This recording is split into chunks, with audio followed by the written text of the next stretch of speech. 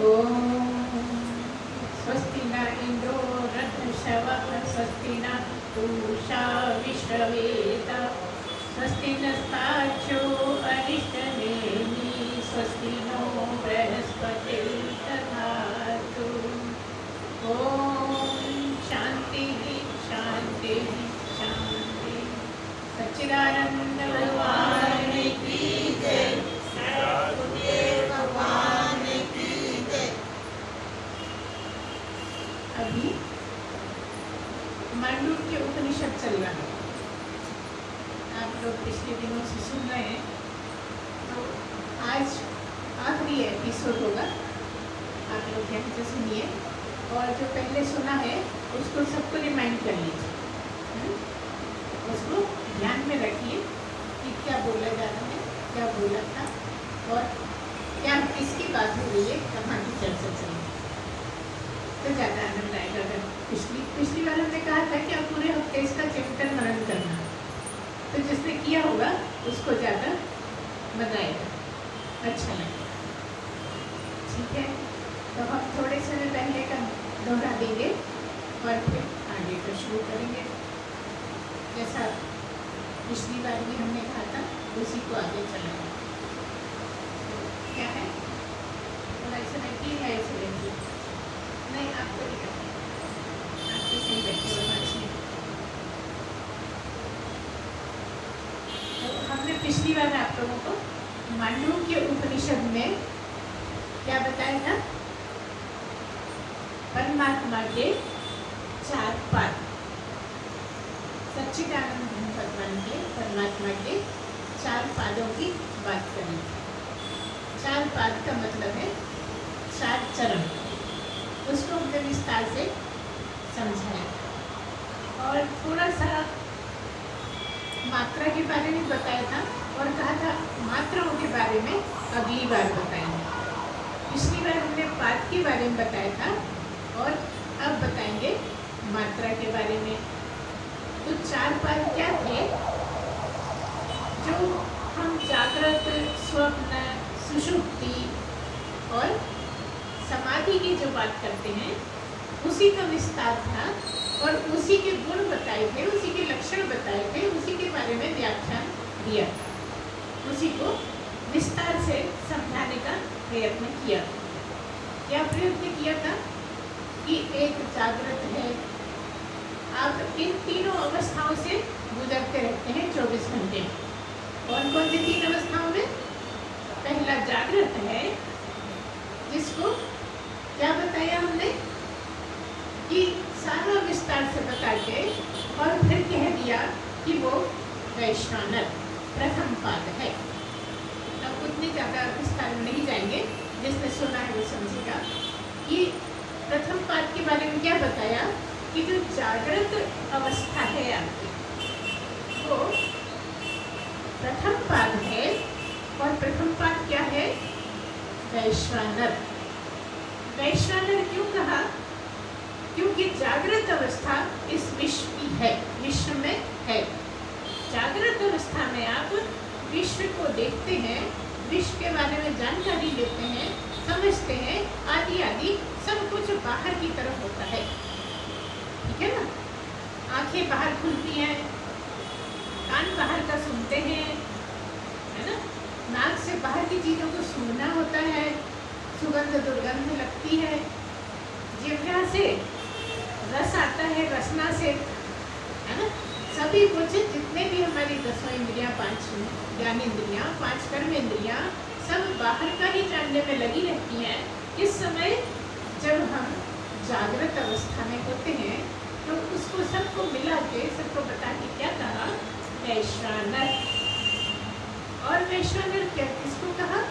कहा कि वैश्वानर जीव नहीं। जीव का मतलब तुम्हारा शरीर को तुम मैं कहते हो तो जीव है। बात जागृत में शरीर की ही हो रही है, लेकिन शरीर किसके होते चलता है? इसमें क्या ऐसा है जिससे आप सब बाहर का देखते समझते हो? उसकी बात करी कि उसको कहेंगे वैश्वानर, है ना? विश्व, जो विशाल विश्व है, विराट विश्व है, उसकी बात करी। और पूरे विश्व में एक ही नर है, एक ही पुरुष है जिसको परम पुरुष कहा है, उसी को कह दिया वैश्वानर। दूसरे ने बताया, द्वितीय पाद की जब बात करी तो क्या बताया? स्वप्न अवस्था।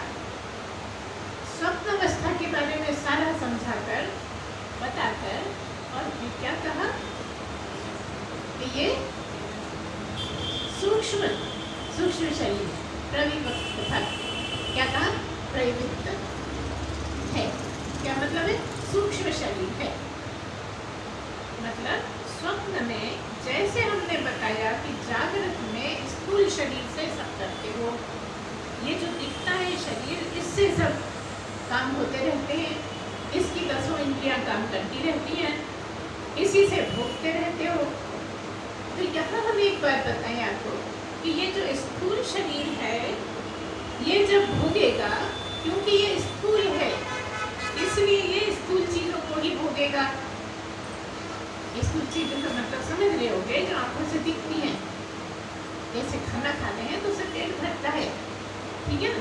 तो स्थूल शरीर से स्थूल शरीर का ही भोग होगा। सूक्ष्म शरीर है तो उससे सूक्ष्म चीजों का भोग होगा।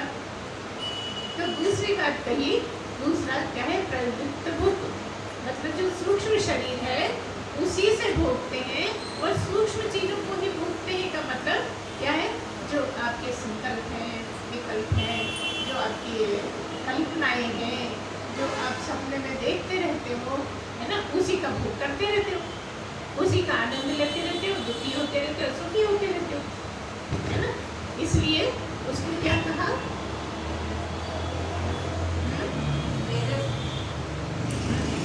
दूसरे पहले को तो कह दिया कि वैश्वानर, और दूसरे को कह दिया क्या कहा? तेजस। बिल्कुल सही। यही समझाने के बहुत ध्यान से सुन रहे हैं, पूरी किताब में नहीं पता। क्या कहा? सूक्ष्म शरीर को क्या कहा? तेजस। वहाँ पर क्या है? वो परमात्मा का ही रूप है। वो क्या है? वो तेजस है। जैसे यहाँ वैश्वानर कहा, ऐसे ही स्वप्न में सब कुछ बता के, उसके गुण बता के, धन बता के, और क्या कहा कि तेजस भूखने वाला कौन है? जो प्रवृत्त भूख है, जो सूक्ष्म चीजों को भूखता है, वो कौन है? परमात्मा ही है, तेजस नाम से। वहाँ पे वैश्वानर नाम से, यहाँ पर तेजस नाम से, और कह दिया यही द्वितीय पाद है, ये द्वितीय चरण है का? ओम का, परमात्मा का, ब्रह्म का, सच्चिदानंद का, है ना? अब चलिए तीसरे पाद की बात। यहाँ एक और खास बात है कि कहा कि जो जागृत में है, जो स्थिति आपकी जागृत में है, आप जागृत में बाहर का देखते हो, लेकिन जब स्वप्न में होते हो तब आप परमात्मा के करीब होते हो। कैसे करीब? जागृत की अपेक्षा स्वप्न में अपने आप के करीब होते हो। जागृत में आप अपने आप से दूर होते हो, क्योंकि बाहर का देखने में लगे हो, बाहर का सुनने में लगे हो, और आप कहाँ हो? आप तो अंदर हो, है ना? असली में जो आपका स्वरूप है वो अंदर ही है, वो आप ही हो, वो दिखने वाले नहीं हो। दिखने वाला शरीर है और आप नहीं दिखने वाले हो, अशरीरी हो, ठीक है? तो उसी अशरीरी की बात तरह तरह से हो रही है कि जागते में वैश्वानर और स्वप्न में तेजस, ठीक है? तो तेजस जो है वो वैश्वानर जिसको कहा, उससे और ऊंची अवस्था तेजस है, ज़्यादा सूक्ष्म है, ज़्यादा बारीक, क्योंकि हमेशा स्थूल से सूक्ष्म ज़्यादा श्रेष्ठ होता है, ठीक है? अब तीसरे की बात है क्या? सुषुप्ति की बात। तीसरी अवस्था है सुषुप्ति, और सुषुप्ति के बारे में सारा कुछ बता के, और फिर हमने क्या कहा?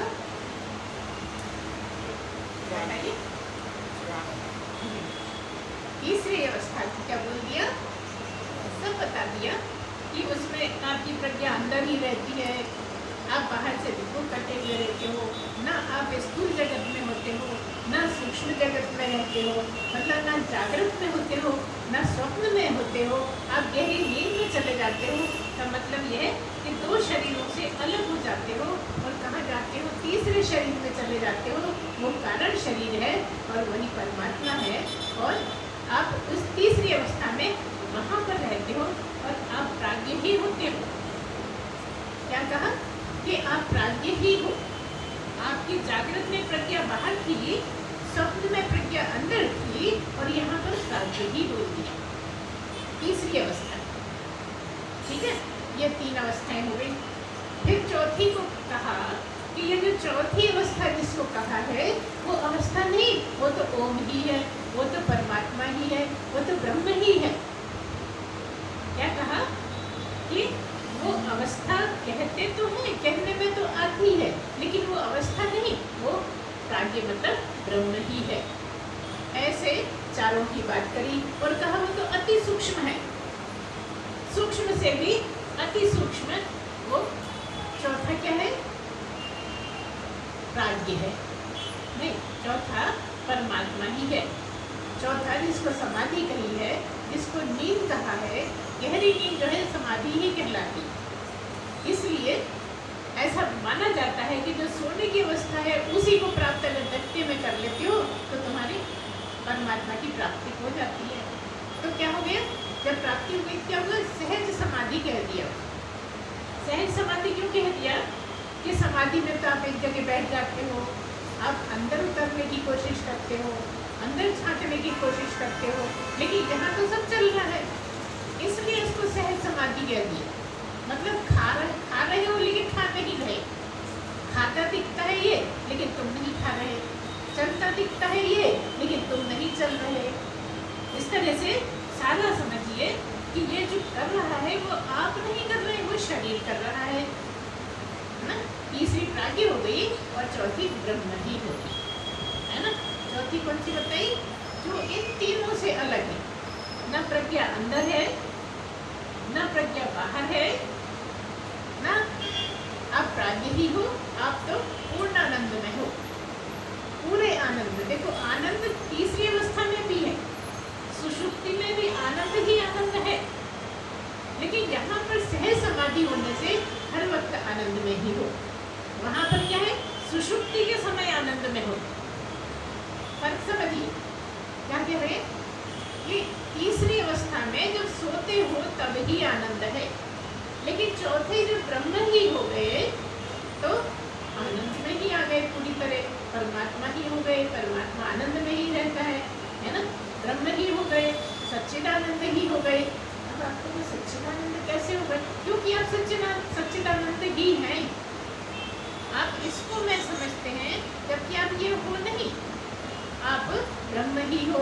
ये शुरू से बताया जाता है आध्यात्मिक प्रवचन में कि आप हो तो ब्रह्म ही, लेकिन अभी आपको जानने के लिए सारे प्रयत्न करने हैं, सारी कोशिशें करनी है, सारी मेहनत करनी है, तब करना है, जो भी बने करना है और सच्चाई के मार्ग पे चलना है, क्योंकि इसी का नाम सत्य है।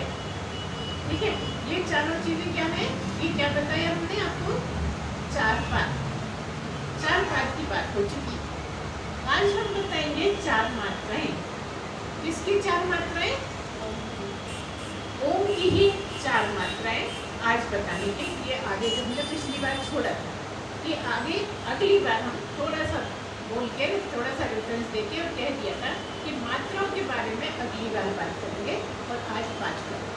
तो आज की बात पिछली बार हुई थी, अब मात्राओं की बात करेंगे। तो मात्राएं कैसे हैं, जब हम ओम बोलते हैं तो अगर आप बहुत धीरे से बोलें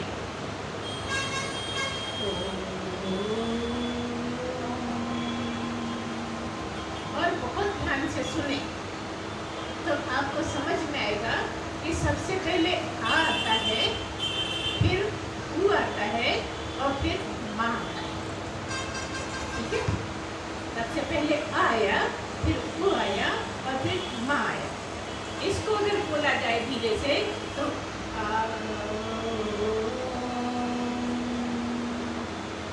ये तीनों आ सबसे पहले, माँ सबसे बाद में, बीच में ऊ, इस तरह से आवाज आई। तो ये तीनों को मिलाकर ही ओम हुआ।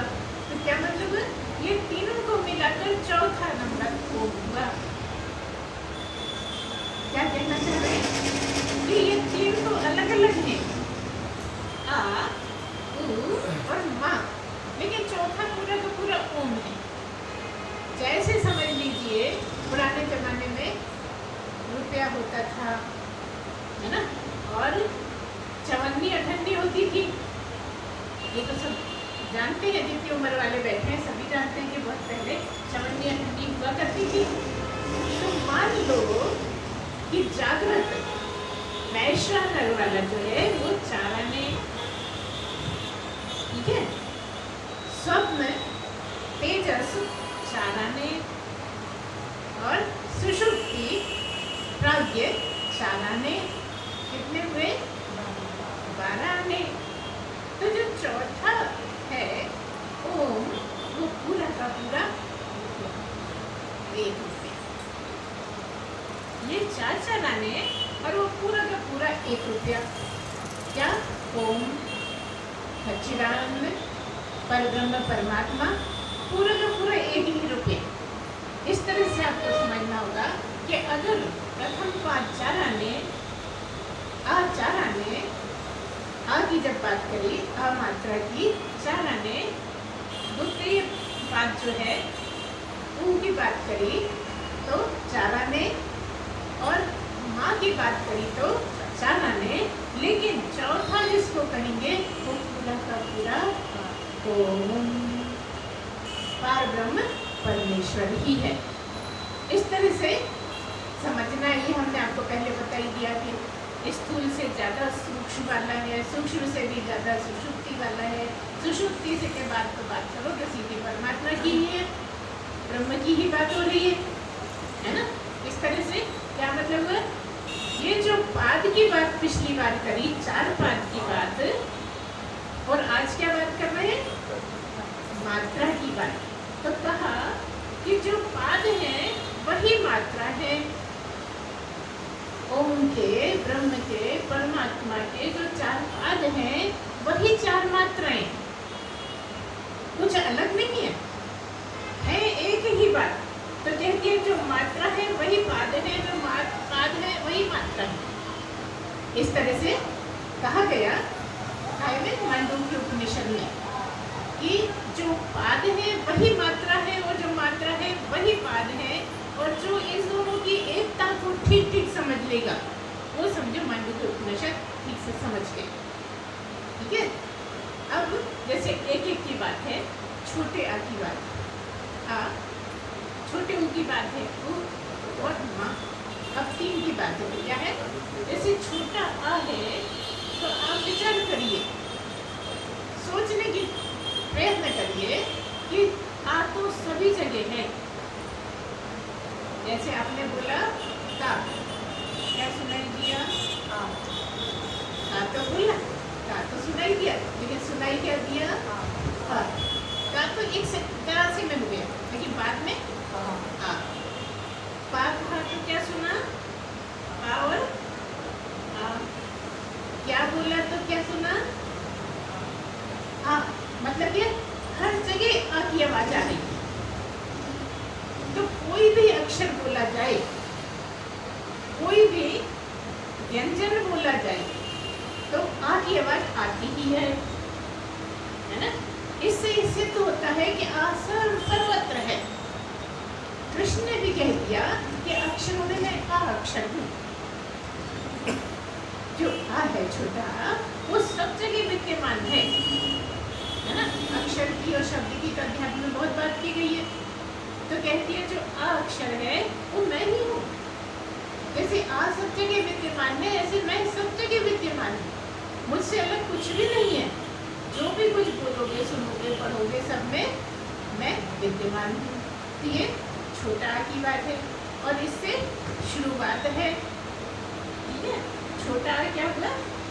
ये ओम के लिए जब बात करते हैं तो ये शुरुआत है और पहली मात्रा है। ये तीनों ही मात्राएं हैं। कौन कौन सी?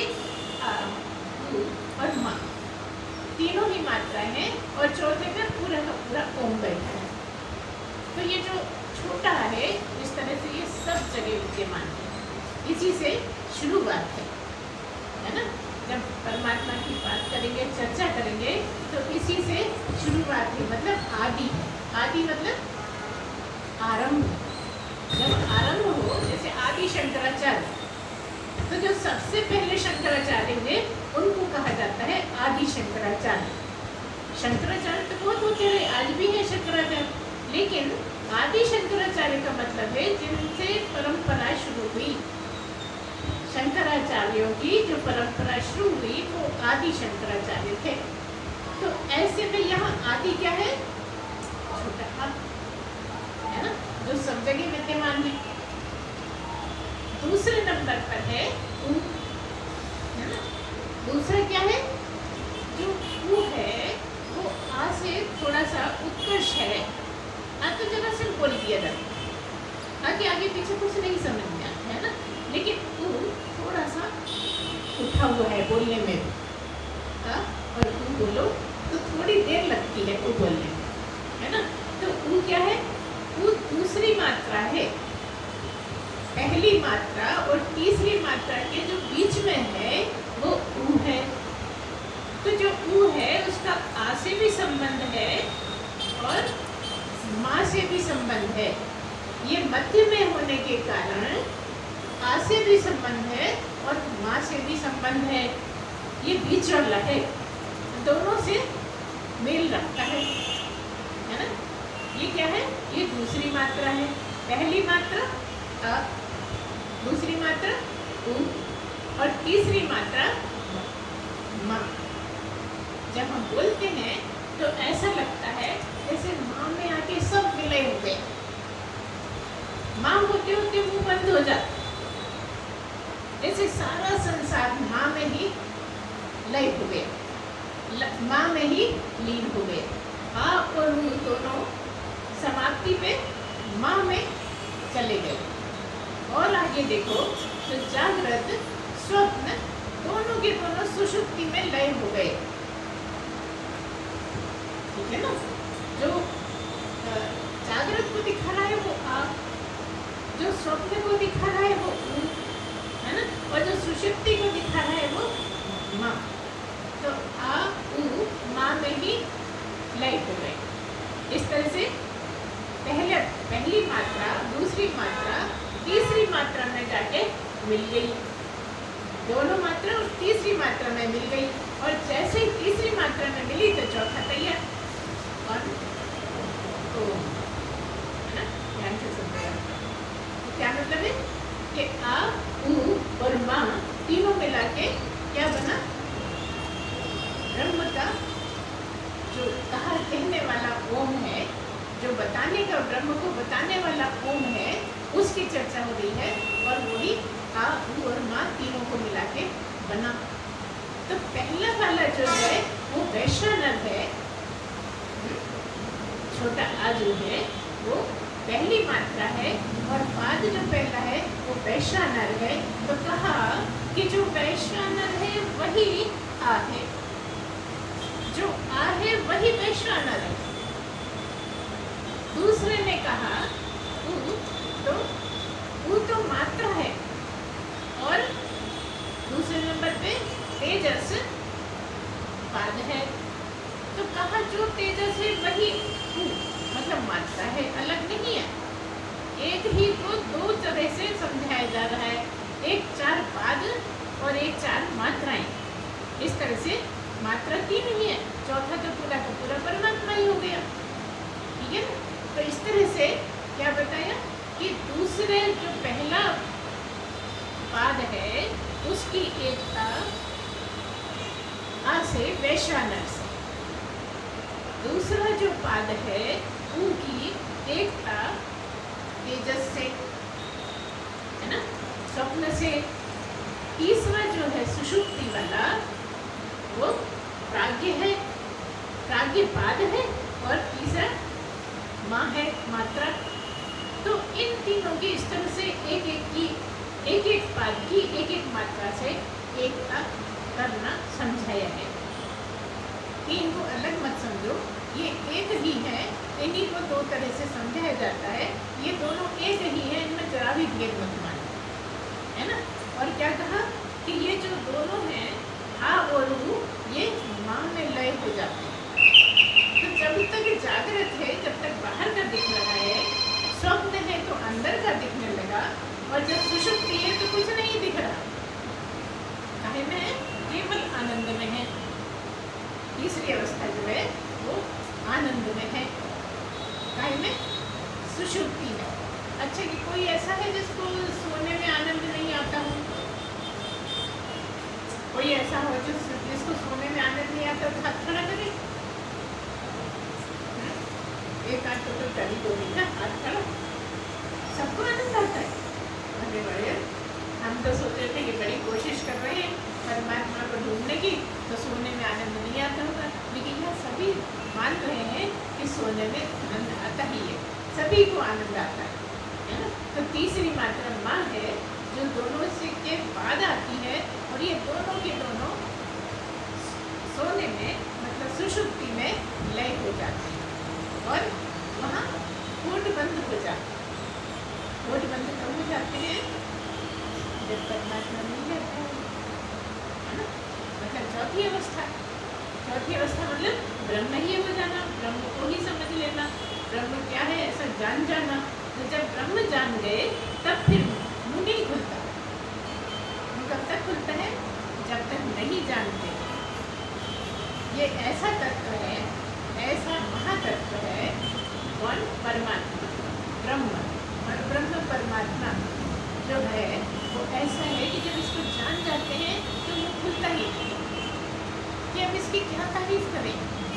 जैसा हमने पाया वैसा जानते नहीं थे, जैसा परमात्मा को जाना वैसा हम नहीं समझते थे। पहले जाने क्या क्या कल्पनाएं करते थे, लेकिन जाना तो अलग ही निकला। और वो क्या निकला? वो तो है ना, मैं ही निकला। जाने कहाँ कहाँ दूर दूर कल्पनाएं करते रहे, लेकिन जब जाना और उनको तो क्या जाना कि वो मैं ही हूँ। अब मैं को बोला कोई ज्ञानी पुरुष कैसे तारीफ करेगा मैं की? कोई मैं की तारीफ करता है तो सब उसको नीचा मानते हैं, ऊंचा नहीं मानते। आप सबकी बात करो, लेकिन जैसे आप अपनी तारीफ पे आओगे तो अपनी तारीफ करते हैं, नीचे दृष्टि से देखा जाता है ना। अब ब्रह्म ज्ञानी इतना ऊंच से ऊंचा, जब ब्रह्मज्ञानी इतना ऊंचा है तो वो मैं की तारीफ कैसे करेगा? करने की कोई सवाल ही नहीं, करने की कोई आवश्यकता ही नहीं, और करने से कोई लाभ ही नहीं है। तो बाकी सब तो समझाएगा, लेकिन अपनी तारीफ नहीं करेगा कि मैं ब्रह्म हूँ। ये नहीं कहेगा कि मैं ब्रह्म हूँ। तुम्हें मानना है तो मान लो, तुम्हें लगता हो तो मान लो, तुम्हें नहीं लगता हो तो मत मानो, मुझे कोई फर्क पड़ना नहीं है ना। तो ऐसा कितने लोग हैं जो ये सोच पाते हैं जगत में कि मुझे कोई फर्क नहीं पड़ता, अगर वो गाली दे रहा है तो मुझे कोई फर्क नहीं पड़ रहा। ऐसा कुछ आपका है क्या? ऐसा आपका एक्सपीरियंस है क्या? कोई है जिसको कोई लड़ रहा है और उसको कोई फर्क नहीं पड़ रहा है? ठीक कहना तो मेरा कहता है, कोई है? यही करना है। अगर इसकी प्रैक्टिस कर लोगे तो ब्रह्म तक पहुंच जाओगे। अभी तो जैसे किसी ने कुछ कहा कि हम तो लड़ने पहुंचाते हैं, नहीं वैसे कैसे बोल दिया तुमने? मैं ऐसा हुई नहीं, तुम सफाइयाँ देते हैं। अब बताओ ब्रह्म किसी को सफाई देने आता है? चलो अच्छा, ब्रह्म तो दिखता नहीं है, भगवान देने आते हैं तो भगवान नहीं दिखते, लेकिन हैं ये तो मानते हैं ना सर, भगवान है नहीं है ऐसा कौन मानता है? नास्तिक ही मानता होगा। लेकिन एक दिन भगवान उसको भी बता देते हैं कि नहीं, तू कितना ही सारी जिंदगी समझता रहा, लेकिन मैं हूँ। उसने अपनी स्टाइल से हर नास्तिक को कभी न कभी पता लग जाता है कि मैं बेकारी जिंदगी खराब करी नास्तिकपन में। अरे भगवान तो है, चाहे वो कितना ही साइंस की बात करता रहे, साइंस की आड़ लेता रहे, कितनी लंबी लंबी दलीलें देता रहे, लेकिन एक दिन ऐसा आता है जब नास्तिक को भी समझ में आ जाता है कि नहीं नहीं भगवान का लिया है ना। तो हम लोग तो पहले से ही मानते हैं, अभी मानते नहीं है, सब भगवानी वाले बैठे हैं ना, कि कोई नास्तिक नहीं बैठा है, कोई नास्तिक नहीं बैठा है। तो किस तरह से सबसे ज़्यादा समझने का जो तरीका है वो मांडूक्य उपनिषद का ही है। बिल्कुल साफ साफ अगर समझना है तो मांडूक्य उपनिषद को समझ लो। तो क्या कहा कि अगर तुम वैश्वानर को समझते हो, अगर तुमने वैश्वानर को जान लिया, अगर तुमने जागृति को ठीक से समझ लिया, अगर तुमने मात्रा को समझ लिया, तो तुम्हें संसार के सारे सुख मिल जाएंगे। जो भी तुम चाहते हो वो सब संसार का मिल जाएगा। क्योंकि संसार की बात करी गई थी। क्या कहा कि अगर तुम आकार को समझ चाहते हो, यहाँ आकार उकार मकार तीनों की बात है ना, आ और मा। अगर तुम आकार को समझ जाते हो, वैश्वानर को समझ जाते हो, तो तुम संसार के सारे सुख प्राप्त हो जाएंगे। ठीक है। फिर ये कहा कि गुरु समझाता है तुम्हें, अगर तुम उकार को समझ जाओ, अगर तुम तेजस और कुल में, उसके कुल में या उसके जो होने वाले परिवार है, गुरु का परिवार कौन सा है ना, जो घर छोड़ के आए वो परिवार नहीं है। गुरु का परिवार यही है, यही उसके बच्चे होते।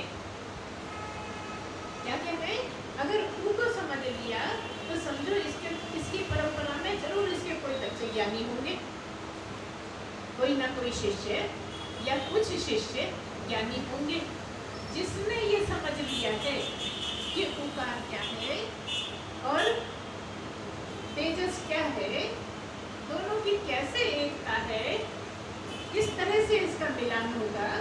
जिसने ठीक ठीक ये समझ लिया और बिठा लिया, उसके कुल में, ये गुरु परंपरा में उसके निश्चित है कि कोई अपनी परंपरा को आगे बढ़ाएगा। मतलब उसके शिष्य जरूर जागेंगे, ऐसा नहीं हो सकता कि नहीं जागे।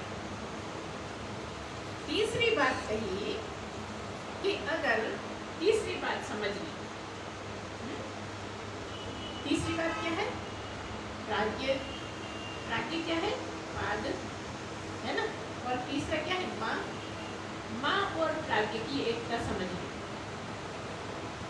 अगर मकार मात्रा और प्राज्ञ पाद, इन दोनों की एकता ठीक से समझ में आ गई, ठीक ठीक समझ गए, तो क्या होगा, उसके कुल में तो छोड़ो, जो भी उसके पहचान वाले होंगे, जो भी उसके पूर्वोत्तर रिश्तेदार होंगे, वो सब ब्रह्म को चर्चा सुनेंगे, चर्चा को जानने लगेंगे, उत्सुक होंगे। लेकिन यहाँ आते ना हो, लेकिन कहीं ना कहीं से किताबें ढूंढ के मालूम करेंगे ये ब्रह्म क्या है, ये अध्यात्म क्या है, ये चर्चाएं क्या है।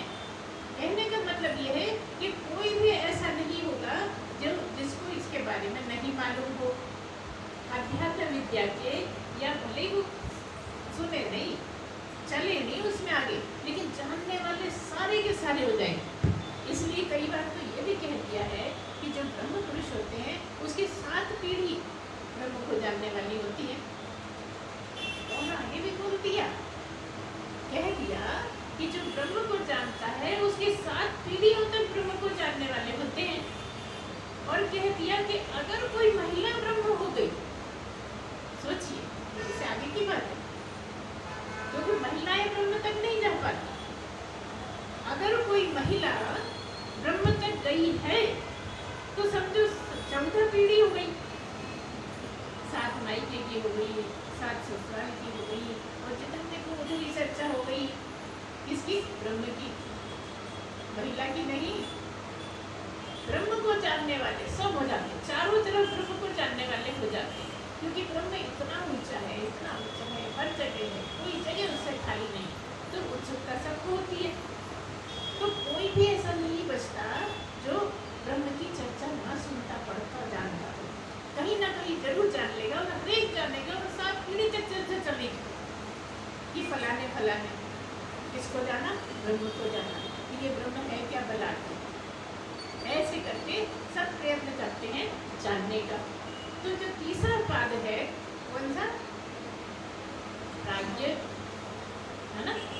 और मात्रा कहे तो मकार मा, है ना। मकार की मात्रा मा, उकार की उ, अकार का आ। ये जो अकार उकार मकार तीनों को जो समझ लेता है वो तो ब्रह्म ही हो जाता है। चौथा नंबर ब्रह्म। अब बताओ, इतनी देर से हम 4 पाद की बात कर रहे हैं, इतनी देर से हम 4 मात्रा की बात कर रहे हैं, लेकिन 3 की बात करके चौथा सीधा ब्रह्म बोल देते हैं। ये कौन सा तरीका है? चौथा भी तो समझाओ। चौथे में समझाने को क्या है बताओ? ये 3 की ही बात तो चौथे के लिए हो रही है। ये जो 3 की बात कर रहे हैं वो चौथे की ही हो रही है, लेकिन चौथे की बात होती नहीं। जब 3 की बात कर ली तो चौथा उपस्थित। तो जिसने तीनों को समझ लिया वो तो ब्रह्म ही हो जाएगा, ब्रह्म को ही जान जाएगा। देखिए बड़ा आसान सा लगता है, लगना चाहिए। तो यही चाहते हैं कि सबको आसान लगे और आगे बढ़े, लेकिन इसमें चिंतन मनन बहुत चाहिए। बार बार उसको चिंतन मनन करना पड़ेगा, है ना। वैसे हमने बहुत आसान करके समझाया है आप लोगों को, तो भी कहीं ऐसी कठिनाई लगे कि बड़ा कठिन विषय है, फलानी चीज़ हमें फिर से बताइए, तो हम हमेशा तैयार हैं। जब जो भी जो पूछेगा उसका हम बिल्कुल बताएंगे। तो आप लोग इसको बार बार समझने की कोशिश करिए। और हो सकता है बहुत कुछ छूट भी गया, है ना। कभी कभी जब तेज तेज रेलगाड़ी चलती है ना, तो खास स्टेशन पर रुकती है। स्टेशन तो सारे पता है कि इस रूट पर कौन कौन से, वो छोटे छोटे स्टेशन छूट जाते हैं। हम और प्रवचनों में भी उनकी चर्चा करते रहेंगे जो जो छूट गए होंगे। और इस बार हमने वो भी नहीं सुनाए आपको, जो श्लोक उसके के मंत्र श्लोक जो भी वो भी नहीं सुनाए, वो कभी सुना देंगे। तो यहाँ पर समझने की बात ये है, अच्छा अभी तो तेज वाली गाड़ी चल रही है। अभी अभी पिछले दिनों में एक बहुत तेज गाड़ी चलाई है मोदी जी ने। वो क्या है? सीधी दिल्ली से बॉम्बे, बॉम्बे से दिल्ली। अब सोचो 2-4 स्टेशन पे रुकती होगी, 12 घंटे में पहुँचा दे।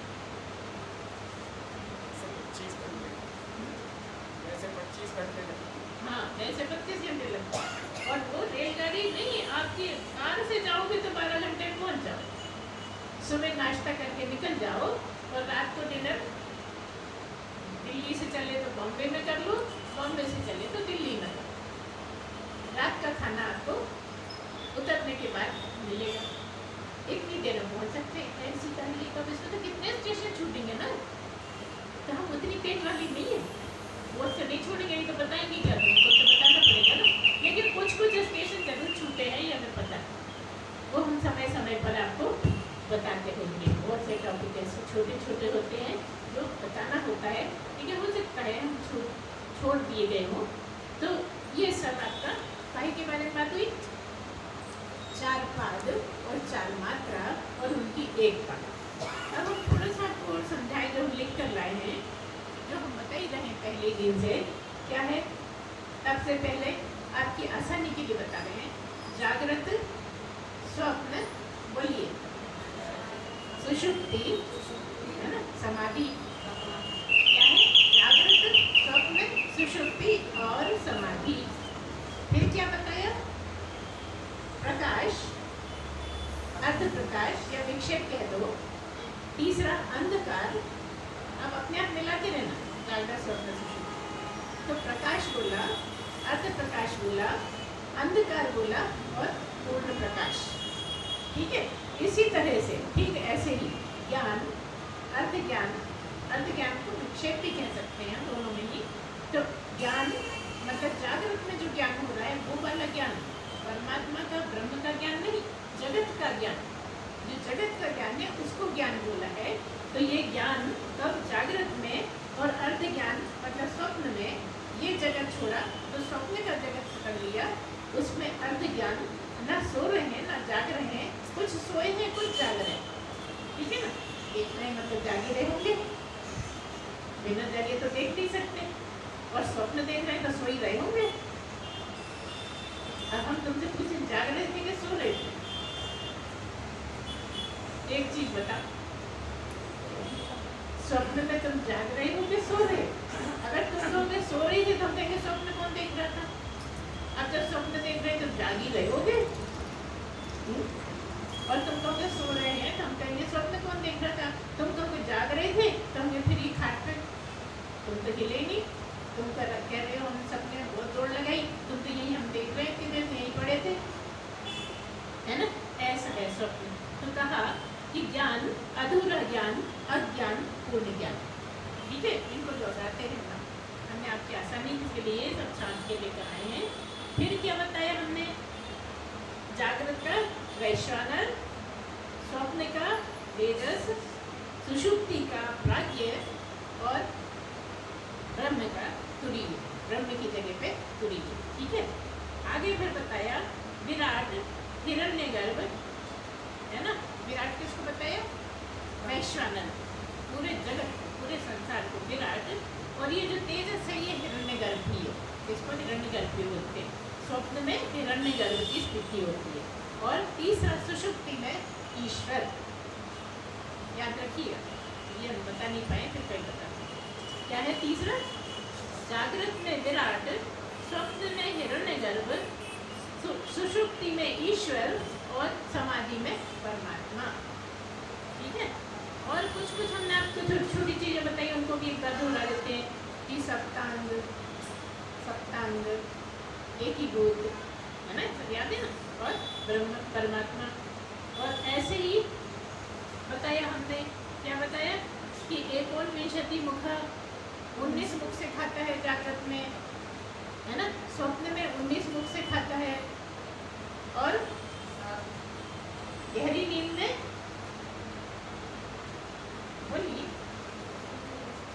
दुखी नहीं होता, आनंद लेता रहता है। एक ही भूत बोल दिया, इसलिए उसको बोलिए एक ही मुख है वहाँ, कौन सा? चेतो मुखा। तीसरा सुषुप्ति में चेतो मुखा है एक ही। और आगे बोल दिया कि 19 मुख एक मुख। और ये भोगने का भी बता दिया आपको कि जागृत में स्थूल भोगता है, क्योंकि स्थूल शरीर से है, स्थूल शरीर से संबंध है, इसलिए स्थूल चीजें खाता है। स्वप्न में क्योंकि सूक्ष्म शरीर है, इसलिए सूक्ष्म चीजों का भोग करता है। मतलब है कुछ भी नहीं और देख रहा है, स्वप्न देख रहा है, यहाँ जा रहे हैं, वहाँ जा रहे हैं, कार भी है, हवाई जहाज में चले गए, ना हवाई जहाज है, ना खुद है, ना कोई है, बहुत सारे परिवार के लोग हैं, पार्टी हो रही है, मगर है कोई भी नहीं, है ना? तो ये सब क्या कहा कि इस तरह से आपको एक एक बात समझनी होगी। आगे प्रथम पाठ, द्वितीय पाठ, तृतीय पाठ, चतुर्थ पाठ, इन तरह अमात्र, अकार, उकार, मकार और परमात्मा ब्रह्म। ये इस तरह से सारा आपको हमने आसान करके बताया। इन चीज़ों का आपका काम है कि आप उनको दोहराते रहें, लगातार इसको दोहराते रहें, क्योंकि ये अध्यात्म का बहुत खास है। ये टॉपिक जो है अध्यात्म का बहुत खास है और इस बार हमने विस्तार से बताया है। हमें कि अभी कोई भी चीज़ बताने को फिर कभी, लेकिन आज हम इसको समाप्त करते हैं, आज इसको क्लोज करते हैं कि ये मांडुक्य उपनिषद पूरा हुआ इस तरह से। और आपको किताब देंगे, उसमें से आप मंत्र भी समझ लेना। हालांकि हम लिख कर लाए थे, वो बताएंगे, लेकिन वो नहीं पाया क्योंकि चश्मा भी नहीं था, भी समझने में नहीं आता। आज इतना ही, है ना? ब्रह्म होने के बाद क्या होता है? ब्रह्म होने के बाद पता लगता है कि मैं ही ब्रह्म हूँ। जो गुरु लगातार कहता रहा तत्त्वमसि, वही तू है, वही तू है, आज पता लगा कि वो तो मैं ही हूँ। आज का मतलब जिस दिन अनुभव हो गए, जिस दिन अनुभव के दौर से निकल गए, गुजर गए, तो पता लगा वो ब्रह्म मैं ही हूँ। मैं कहाँ कहाँ ढूंढता था, मंदिरों में जाता था कि भगवान के रूप में मिलेंगे, राम के रूप में मिलेंगे, कृष्ण के रूप में, ब्रह्मा जी के मंदिर की गया ब्रह्मा के रूप में, लेकिन पता लगा कि कहीं जाने की जरूरत नहीं है, वो तो मैं ही हूँ। इस शरीर में जो बैठा है वो मैं ही ब्रह्म। ऐसा जानने के लिए मांडुक्य उपनिषद समझना और पढ़ना है, लगातार उसका दोहराते रहना है। तो आज इतना ही, बोलेंगे आज इतना ही। बोलिए सच्चिदानंद भगवान की जय, सद्गुरुदेव भगवान की जय। पूर्णमदः पूर्णमिदं पूर्णात् पूर्णमुदच्यते पूर्णस्य पूर्णमादाय पूर्णमेवावशिष्यते। ओम शांति शांति शांति। सच्चिदानंद भगवान